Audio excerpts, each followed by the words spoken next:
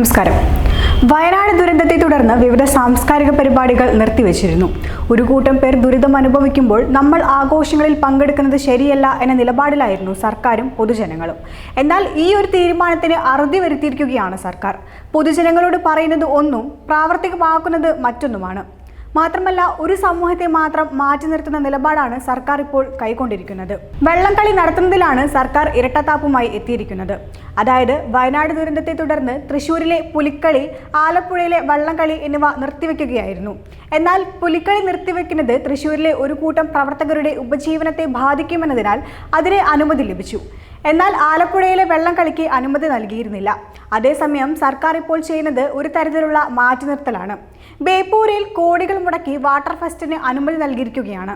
Tourism വകുപ്പ് മന്ത്രിയായ മുഹമ്മദ് റിയാസിന്റെ മണ്ഡലമായ ബേപ്പൂരിൽ വാട്ടർ ഫെസ്റ്റിനായി 2.5 കോടി രൂപയാണ് സർക്കാർ അനുവദിച്ചിരിക്കുന്നത്. ഈ മാസം 22-നായിരുന്നു 2.5 കോടി രൂപ ബേപ്പൂരിലെ വാട്ടർ ഫെസ്റ്റിനായി സർക്കാർ നൽകിയത്. നിരവധി ആളുകളുടെ സ്വപ്നമാണ് ആ വർഷത്തെ വള്ളംകളി. നെഹ്റു ട്രോഫി കാണാൻ തന്നെ നിരവധി പേരാണ് ആ ഒരിടത്തേക്ക് എത്തുക. ഒറ്റ നിമിഷം നിർത്തിവെച്ചാൽ അത് വിവിധ ക്ലബ്ബുകളെയാണ് ബാധിക്കുന്നത്.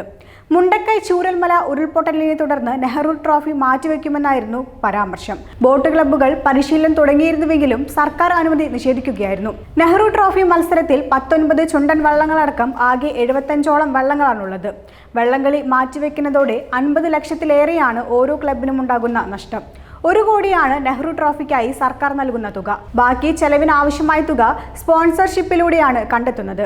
ഇതിനിടയിലാണ് നെഹ്റു ട്രോഫിയെ മാറ്റി നിർത്തിക്കൊണ്ട് ബേപ്പൂർ വാട്ടർ ഫെസ്റ്റിന് വേണ്ടി ഭീമമായ തുക സർക്കാർ അനുവദിച്ചത്. വയനാട് ദുരന്തം കേരളത്തിന്റെ വേദനയായി മാറിയ പശ്ചാത്തലത്തിൽ വള്ളംകളി നടത്തുന്നത് ഉചിതമല്ലെന്ന അഭിപ്രായം വിവിധ കോണുകളിൽ നിന്നും ഉയർന്നിരുന്നു. ഇതോടെ തീരുമാനം സർക്കാരിന് വിടാൻ ജില്ലാ ഭരണകൂടം തീരുമാനിക്കുകയായിരുന്നു.